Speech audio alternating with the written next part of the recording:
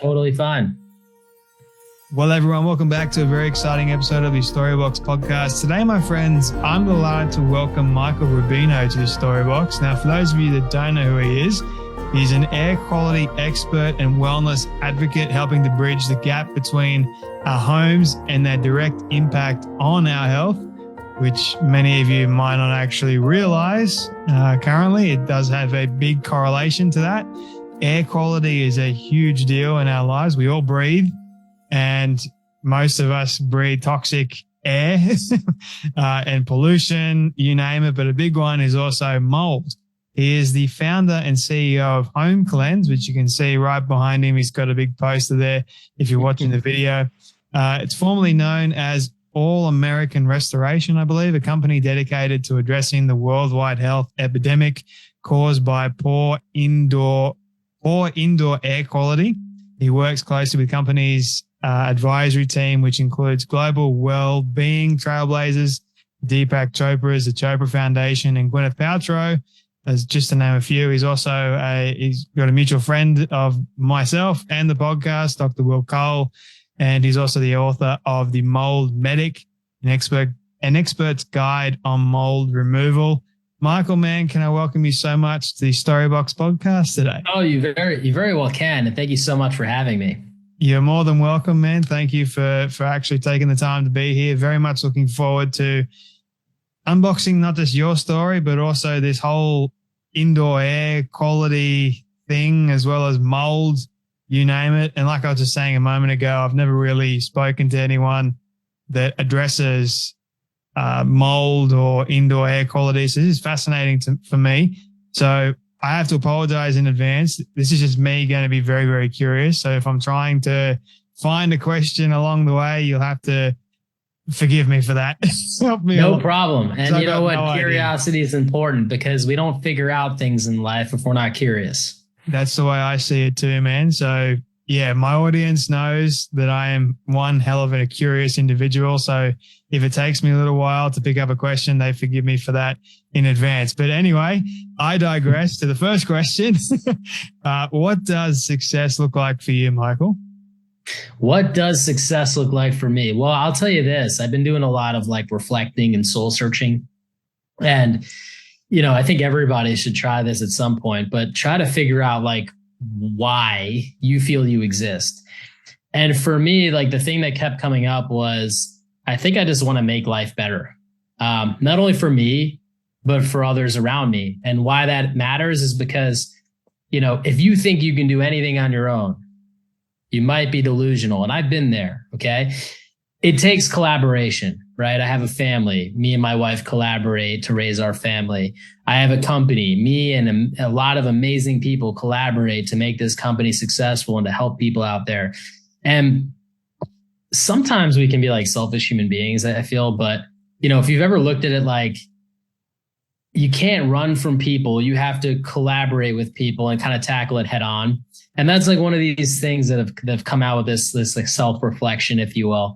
And so I think that's why I'm here. And I happened to stumble upon what I've stumbled upon in the world of air quality because I've been curious and saw some things that didn't make sense to me and required me to just do a deep dive there. And now I think making life better for me and for anybody around me is really what I'm trying to do. Teamwork makes a dream work, as they say. But that's it. What sort of brought on that introspection, that trying to understand why you're here?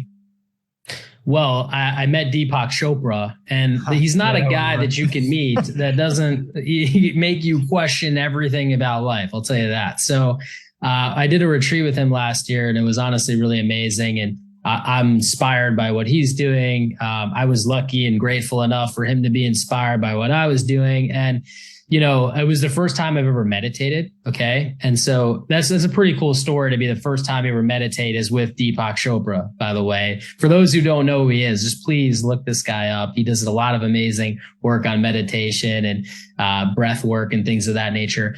And, one of the things that we did we go up to this mountain and we sit around in a circle and just questions get asked, right? It's the best way to say it. And for some reason, I like remembered this like repressed memory of being a kid.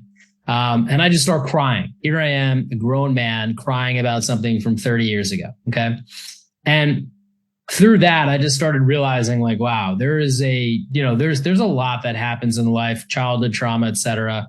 And, life moves so fast that we don't do a lot of reflection of like, what are we doing? Right. Like, is life really just about like going to sleep and getting up and eating breakfast and, just carrying on about your day and making money and raising a family? I mean, those are aspects and maybe more important to some than others, but there was like this, why though? What am I trying to do? And I think if you don't really look at what are you trying to accomplish in this life, you're very likely to just live a very full life, but never really accomplish what you want. And I think that's why I kind of just started really paying more attention to that. And, air quality is, like I said, something I stumbled upon.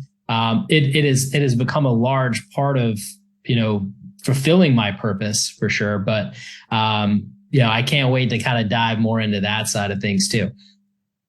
There's a lot of questions I have coming from that response. The first being you meditating with Deepak Chopra and understanding that Deepak himself is, I guess you could call it, a very spiritual person. Are you a spiritual person at all? Did that sort of startle you in any way? No, I think I've always been a very spiritual person. I've learned and studied various religions out there.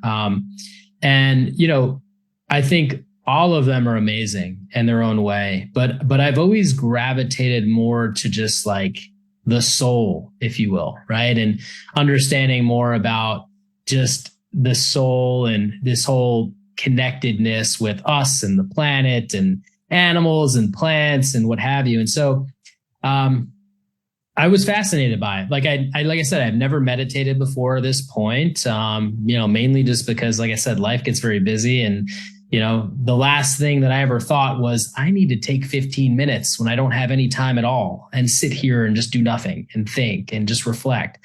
But boy, when I did that, I was like, why haven't I been doing this all along? I think a lot of people, they ask themselves from time to time as they're growing up, why am I here? But they may not find the answer, or they may find an answer that they may not like. But it sort of sounded like to me you found an answer that you do like to some degree. Is that right? Yeah. And look, it's been through many iterations, right? It started off as like, I just want to help people to like, that doesn't work because it's more than that, right? I want to make things better. What's things? Like there could be so many different things. And then I realized like, well, what is the main purpose of life itself? Yeah. To live, to survive, to exist, to be, to do, to have, right? And so as I started reflecting on all that stuff, I'm like, well, life is the center of what we're here to do. And you really have an option. You can, make life better. You can definitely make life worse. You can really just let life pass you by and not really truly experience it or live it. And so as I started kind of like looking at all this stuff, it just kind of clicked. And there maybe at some point I'll find something better, but I'm really thinking that this really connects with me. So you discovered this after you had already been doing air quality and being curious in that and helping people purify, I guess, the air in their homes? Totally. I mean, like this is something that I figured out like very recently, like probably a couple of weeks ago. That what I was doing and what I am doing in the professional world and just having that drive to help people. And it's kind of like if you find something and you're like, hey, this is earth shattering and going to change a bunch of lives, you have to do something about that. Like, I don't care what your purpose is. Like if you're a good human being, you're going to want to do something about that. And so that was already taking shape But then it was just like, okay, well, what is, now that I've, written this book and that book's going to help people, like what's next for me, right? I've created a company and the company's doing well and I'm no longer the CEO of that company. Now I'm on the board and things have already been going well. And so it's like, what's next? And in order to answer that question, I had to answer like, what is my purpose? What am I trying to do? And, now I'm seeing, after figuring that out, I'm starting to see all the other paths that I can do to continue to help, whether it's air quality or other things. I mean, news spoiler alert, it's definitely still air quality right now, but it kind of leaves the door open as to like, when I solve that, it's like, well, what else can I stumble upon and try to help? And, maybe this is a once in a lifetime opportunity that I happen to discover, or maybe I'll discover something else. But at the end of the day, I think living in the now and having more understanding of what my purpose is, and just being more grounded in that spirituality, I think has been really helpful for me and, hopefully for others too, that have ever been walked that same path. Where did your curiosity come from regarding trying to better understand air quality and help others with fixing it? Yeah. So really my curiosity came probably about 10 years ago. My dad's been a restoration contractor since I'm 5 years old. So I've been around construction and all this stuff my entire life. But it was after Hurricane Sandy, which, if you don't know, it was this big hurricane that hit the Northeast, New York, New Jersey, Connecticut, et cetera.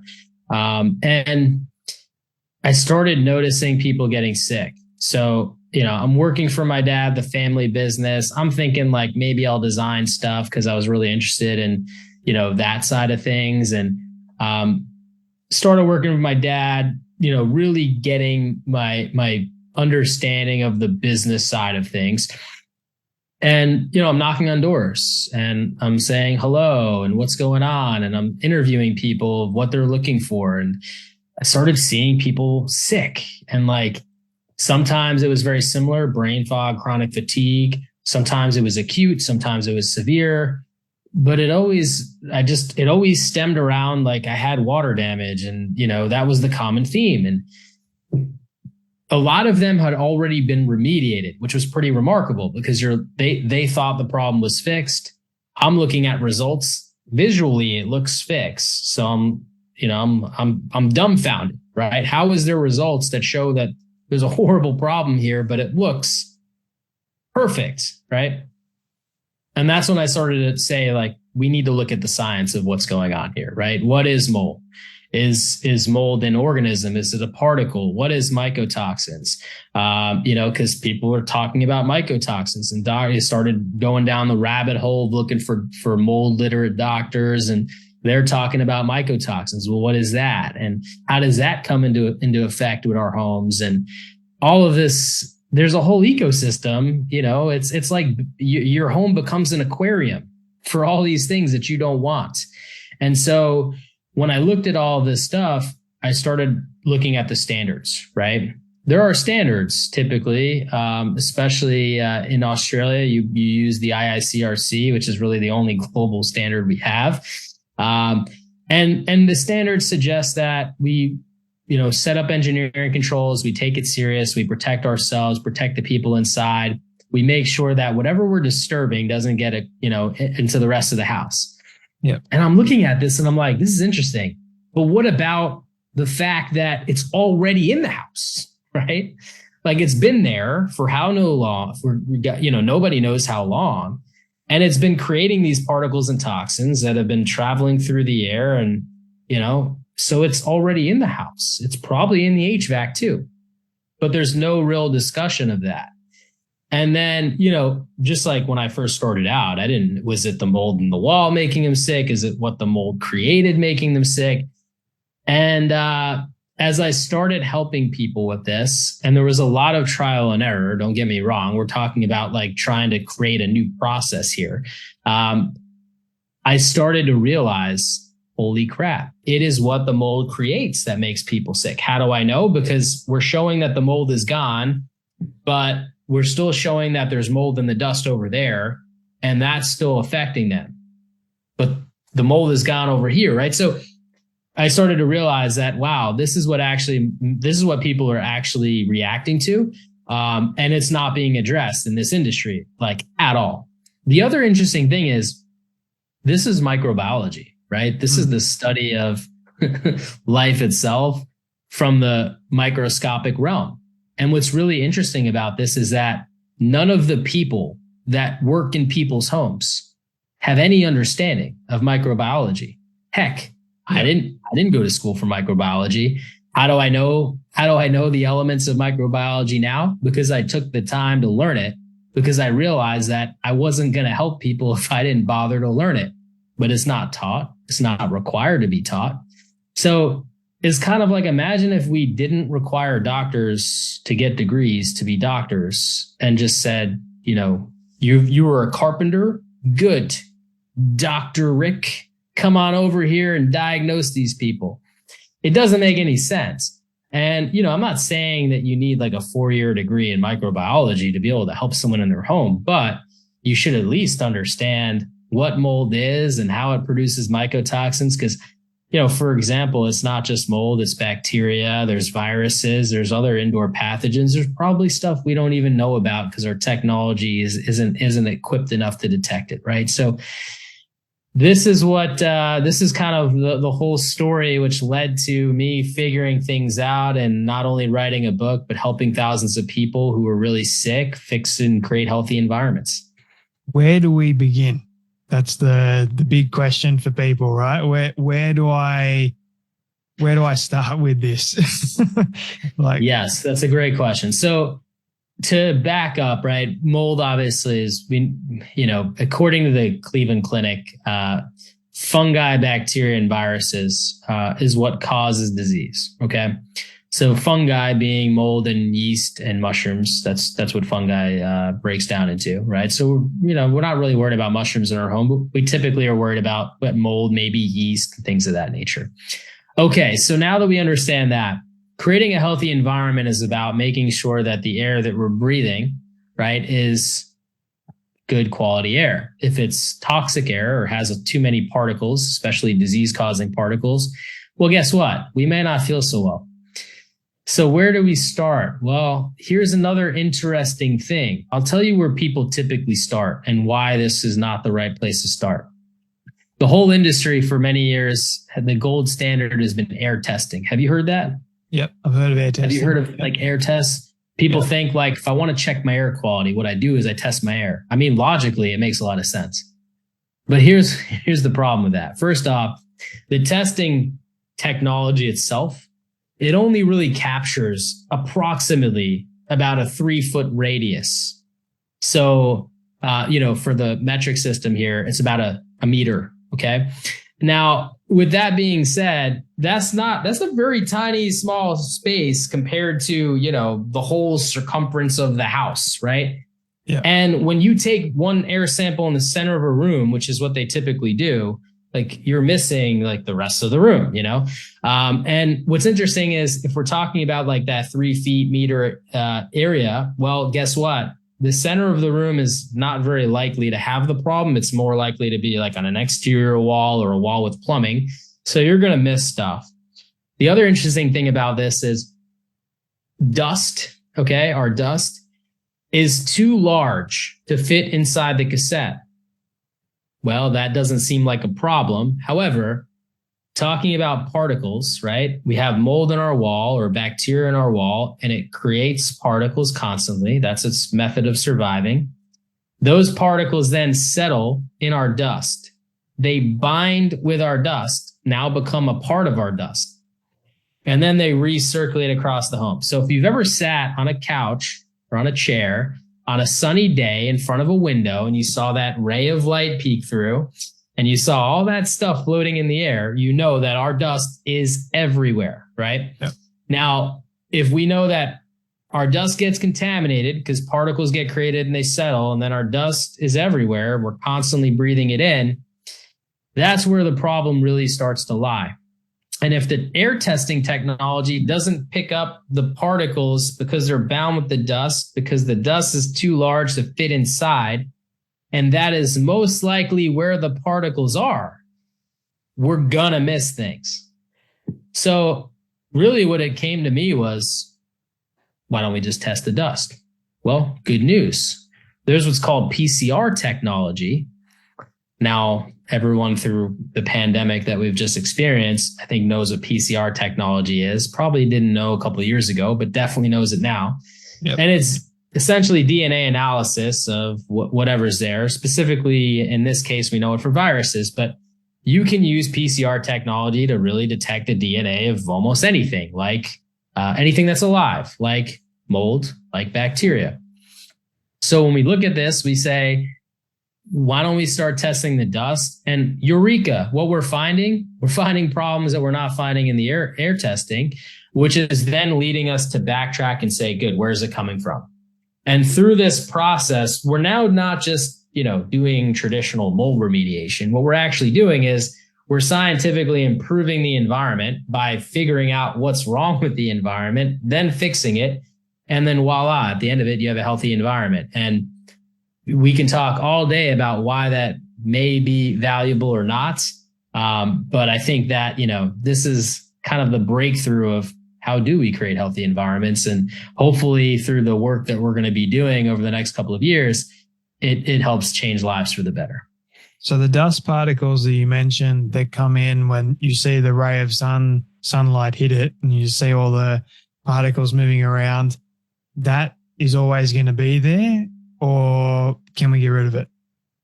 Well, so dust itself is typically dead hair and skin cells. And so they're always going to be there as long as we live indoors. And, that's not going to change. There's a couple of different things though, right? So when we're talking about creating a healthy environment, number one, cleaning, and I hate to say this because I know I'm breaking a lot of hearts here, but cleaning is going to be so very important. Okay. Like I get so many flashbacks of my mom telling me like, Michael, you cannot mop that floor with the same bucket of water. You're just swishing stuff around. Okay. That conversation, Mom, has led to many breakthroughs, okay, in developing a cleaning process. So thank you. With that being said, we have to really remove dust. And the dust becomes a problem because unfortunately, anything that's in our environment that we don't want, like VOCs, like mold, like bacteria, like viruses, those particles do settle where our dust settles and they become a part of our dust. And so the more dust that we have, the more likely they are to contain higher amounts of particles. And so the more we remove dust, the more we remove these harmful particles. We also want to figure out, water damage is definitely one of the largest culprits of creating unhealthy environments in our places.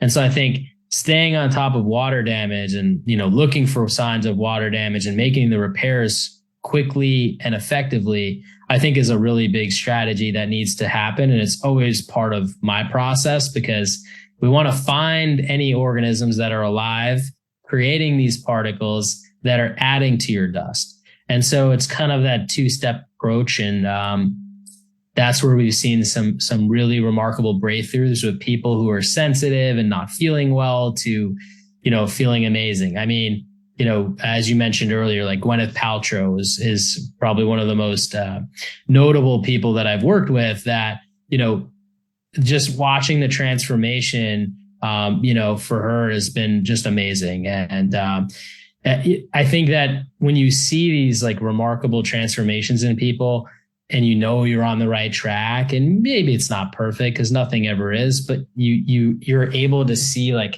how important this is. It's just freaking inspiring, Yeah, but Michael, the problem is when I clean the dust, it comes back so quickly. It annoys me. Why is that?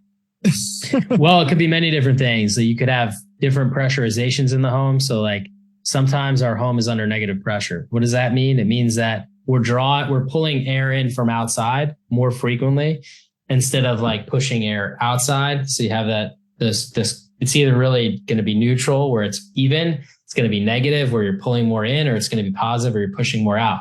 Well, some people, the way in which their mechanicals are designed, like HVAC and exhaust fans and all these things, creates a negative pressure in the environment. They're pulling stuff in. Sometimes our buildings aren't that well sealed, or our windows and doors aren't that well sealed, and we allow a lot of stuff from outside to come in. Sometimes we're not great at cleaning. We think we're doing a good job, but then it comes back quick because we missed a bunch of stuff. So, because think about it like this. So I told you that it always moves, right? So imagine you clean 3 rooms out of 4 rooms, and you're like, this room I don't go in, so I'm not going to clean it. It's fine. I'll clean that when, Aunt Sally comes in 2 months. Well, guess what? That dust is going to migrate to the other 3 rooms, and it's going to settle out as a new equilibrium, because we're constantly moving air as we walk through a room, as we open and close doors and windows. Here's the other thing. We have HVAC systems typically, and I don't care what type of system you have, it's going to circulate air. A lot of people don't know that there are better filters for our HVAC systems. And so sometimes people just get the cheapest one. What does that mean? It means it's allowing all of our dust to pass through and just recirculate. So yeah, you're cleaning what fell on the surface already, but as you saw with that ray of light comparison, there's a bunch of stuff in the air just waiting to settle back down. So it's kind of this 2-pronged approach where you're like, or 3-pronged, sorry. You're finding sources, you're eradicating them, you're purifying the air with good filtration or air purifiers, or, both. And you're staying on top of cleaning. You do that and you have a healthy environment. See, I just gave away all the secrets. It's out there on the table. Yeah, but the hard part is actually cleaning. So how often should we be cleaning our rooms? I think once a week. Yeah, once a week. Pretty reasonable. That's what we do. I mean, I clean my room. I'm a neat freak. Good. So I try my best to clean my desk because it's black and you can see the dust pretty easily. Yeah. But I have my window open most of the time to try and let in some outside air, because otherwise I'd suffocate in my own carbon dioxide. So I want some fresh air to be let in. Is that a good thing or a bad thing? It's a great thing. I mean, fresh air is great. We go outside. We always feel good outside, getting that good, fresh, clean air, right? Unless, of course, you go outside on a day where your iPhone tells you that the air quality is poor. Those are bad, sad days, right? Yeah. But most of the time, you go outside and it's a good thing, right? And so bringing fresh air in is a good thing. The problem with our homes isn't because like the air outside is typically toxic. The problem within our homes is that our homes are built tighter, and they're constantly being updated worldwide to be made tighter and more energy efficient. With that being said, there's a limited volume of air that we're now breathing. And what that means is that the more toxicity you have inside and the less air exchange that you have, well, then the higher the concentration of particles and toxins, et cetera, per breath. And I'm sorry here, but you take 7.3 million breaths per year. So that is a lot of opportunity to have stuff come inside of your body. That's why air exposure, as we learned through COVID, air transmission is the greatest route of exposure. Is having the air conditioner on, does that make a big difference to the air quality? It can. There are various things. If the air conditioner itself is contaminated, that obviously can be a problem.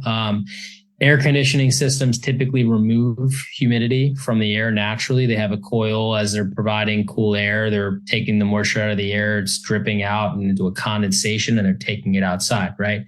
That's a good thing, right? Because we understand that too much humidity or too much moisture equates to an environment where mold and bacteria and all the stuff we don't want can thrive. Yeah. So I think, yes, HVAC units can be very helpful. What about fans?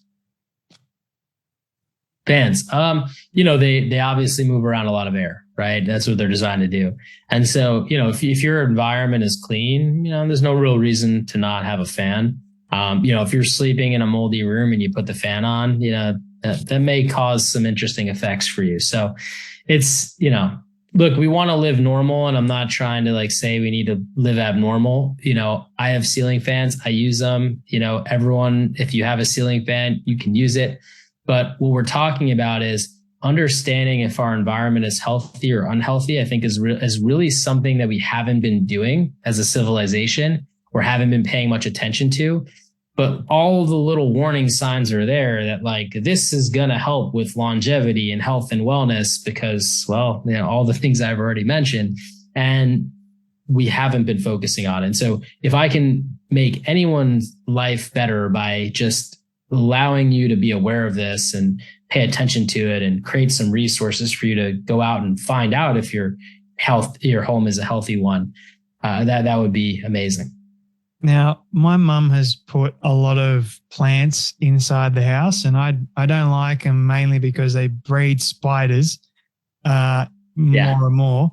But she's adamant that it helps with the air quality. Is there any truth to that?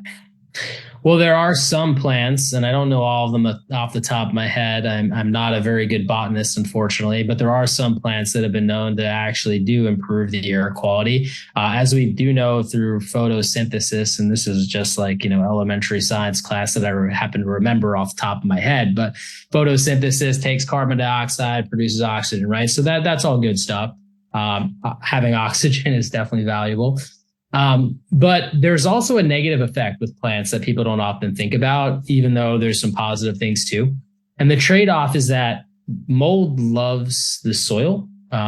If you go outside and tested the soil right now, most likely you're going to find mold there. Bacteria loves the soil. You're most likely going to find bacteria. As a matter of fact, staph, you've heard of staph infections, or strep, you've heard of strep infections. You will find staph and strep in the soil. For those that weren't aware of that, they're gram-positive bacteria called actinomycetes. And all of this is very interesting because if we have a lot of plants, we're going to have a lot of soil, and it's going to be wet because we're constantly watering it so that our plants live. And that can just kind of create a breeding ground for stuff. So I grew up and had plants. I think it was a very normal thing, but it's just something to be mindful of. If you already have a mold problem in your walls and you have plants, it's probably going to exacerbate that. If you don't, and you clean your pots and you make sure there's no drips and, on the floor and leaks and things, it'll probably be okay. But, everything in life is good in moderation. So if I come to your room and you have 1,000 plants all over the place, we may have to, change the tone of the discussion a bit. Well, you won't find a single plant in my room. It'll just be outside. It's more like mum's sort of turned it into kind of like this beach house sort of vibe. So there's got the plants here. It's got to look a certain way and feel a certain way too. But yeah, it's constantly bumping into plants all the time and spiders. And yeah, anyway, I'm just complaining now. But what does an ideal home usually look like? Like, what does your home look like in terms of great air quality? Like, what are some of the other aspects instead of cleaning? So we're doing that. Are there any purifiers that we can have around the house? Yeah. So my home, I have what's called a Super V. It is a MERV 16 filter. For those that don't know, there's a rating for filters. It's called the MERV rating. And the higher the number, it's really funny. The higher the number, the smaller the particle it can efficiently remove. And so that's the name of the game. The smaller the particle we can remove, the better for us, because it's the tiny particles that bypass our self-defense mechanisms and enter our bloodstream, et cetera. With all that being said, if we can remove smaller particles while they're in our air, that's a lot less cleaning that we'll have to do because it's removing it before it settles. And B, it's a lot less particles that we'll be breathing in. So there's a very much added value there. MERV 16 filter gets attached to the HVAC unit. And so you're essentially turning your HVAC unit into a gigantic air purifier, which is amazing. You don't have a centralized HVAC unit, no problem. You just get air purifiers. Some of them can be expensive.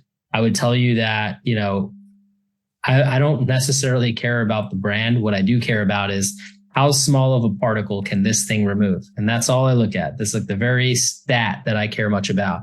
And then, plugging them in. And if you can afford to get one for every room, that's amazing. If you can't, at least get one for the major rooms that are, the largest or that you spend the most time in, I think is really helpful. And of course, the bedroom where you sleep and spend a lot of time in there too. As we mentioned, cleaning, very, very important. Yeah, it's definitely a very important aspect. I think we can all do a little better to be on top of that, myself included. I'm human, we're all human. And, if you're aware of it and you see that there's a purpose for it, then you're much more likely to be like, I'm not skipping to cleaning day today. I'm going to get it done and I'm going to get up and do it. So just keeping those things in mind. But, creating a healthy environment is it's all the above. There are tests you can do, like we talked about PCR, to identify if there's anything abnormal in the environment. And so that's a big part of it, because we find things that are abnormal, we have to address them, or they're going to continuously produce particles, toxins, et cetera. So a couple other things you can do is like ditching chemicals. We live in a world now where a lot of the things that we're trying to achieve with chemicals, we can do with botanical products, which are, organic and safer and healthier. There's no reason we need bleach anymore. There's alternatives to get the same effect that don't, kill us at the same time. I was going to ask you about people, when you clean the house, they mainly use chemicals. So wouldn't that just make your environment that much more worse if you're using toxic chemicals to clean? Totally. Because, they're toxic, right? Yeah. Anything that has the word toxic attached to it, you should probably stay away from. Because what does that mean? It means that essentially it's going to, if it's a spray, right, you're going to have an off gas. So it goes from a liquid to a gas state.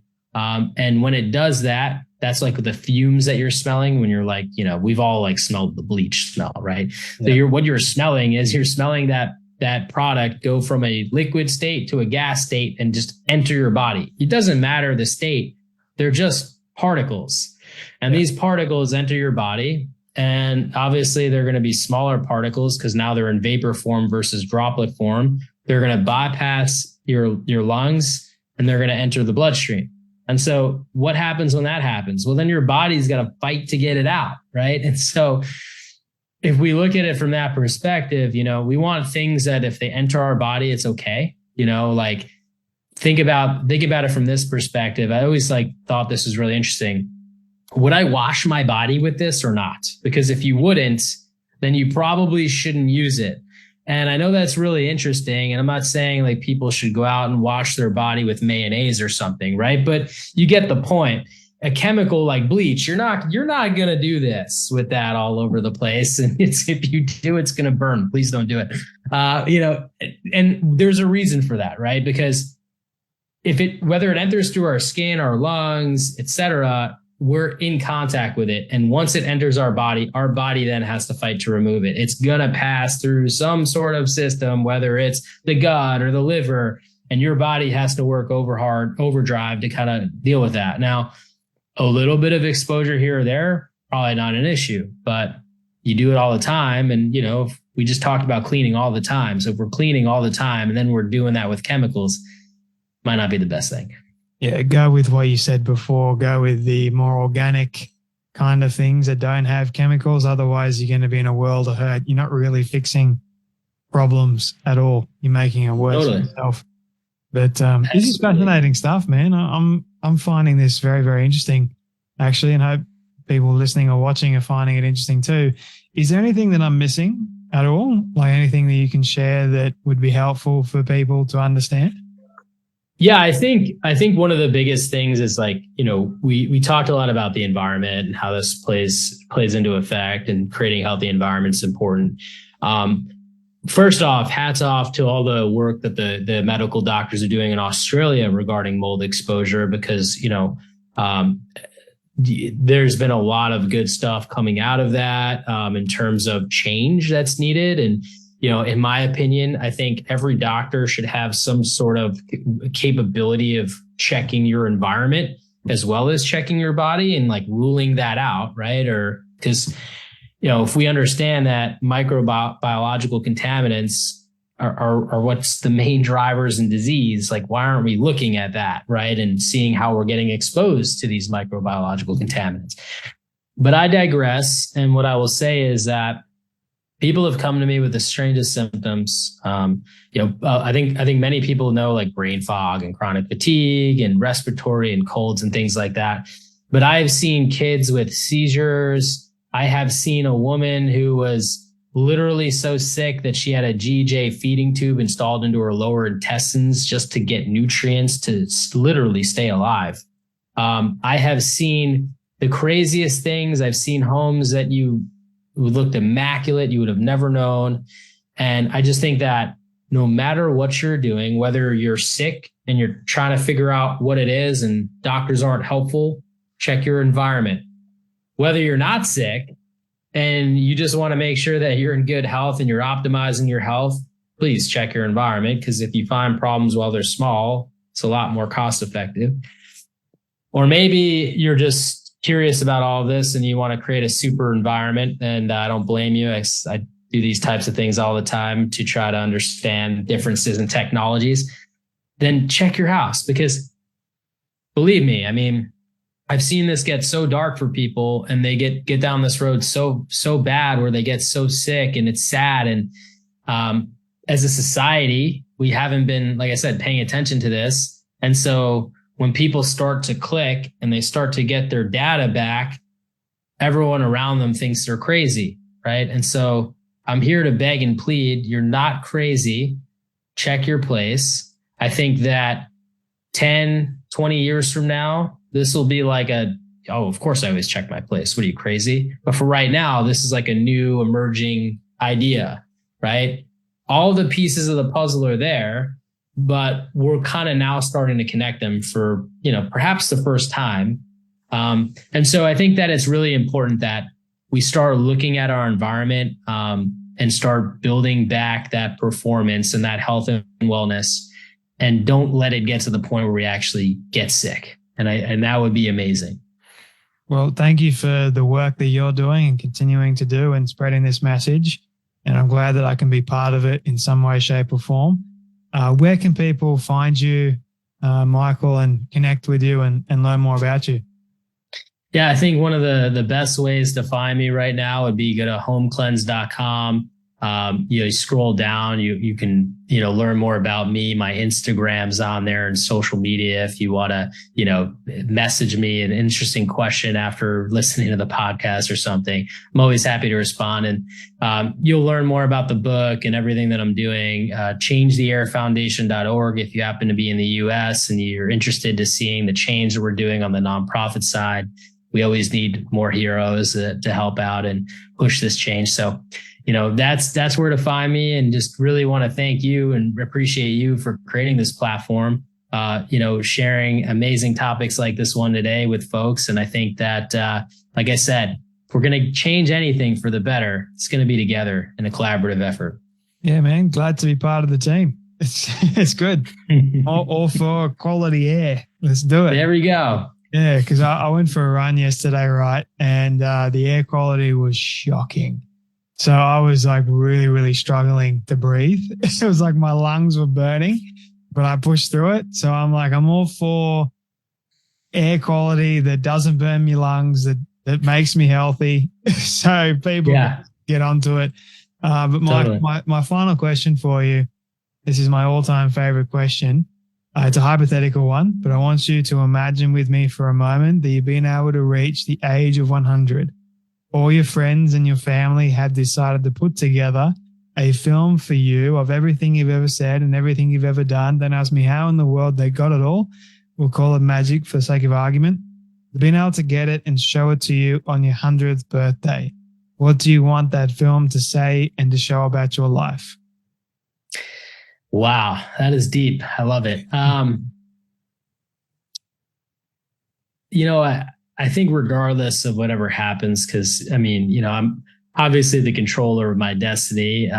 But the thing about life is every day you gain new perspective, you encounter new challenges. And so it's really hard for me to look at myself, 60 years from now and, know everything that I've been through. But I think at the end of the day, what I hope the common theme and message is that, I made people's days just a little bit better and a little bit brighter. And, whether I don't know that I'll be doing this exact air quality conquest, because man, if I don't solve this before 60 years from now, I'll be very upset with myself.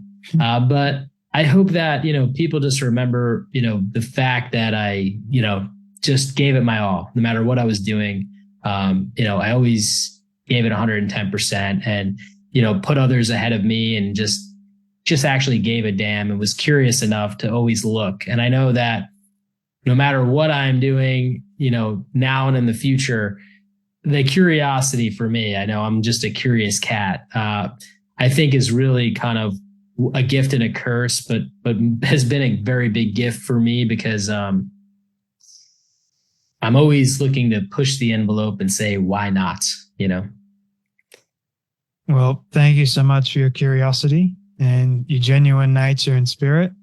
I wanted to finish this conversation with sort of like a funny story. I don't know if you've heard of this, but did you hear of Bondi Air? People No. actually, so what they did was, I couldn't stop laughing at this, but people were gullible enough to get it.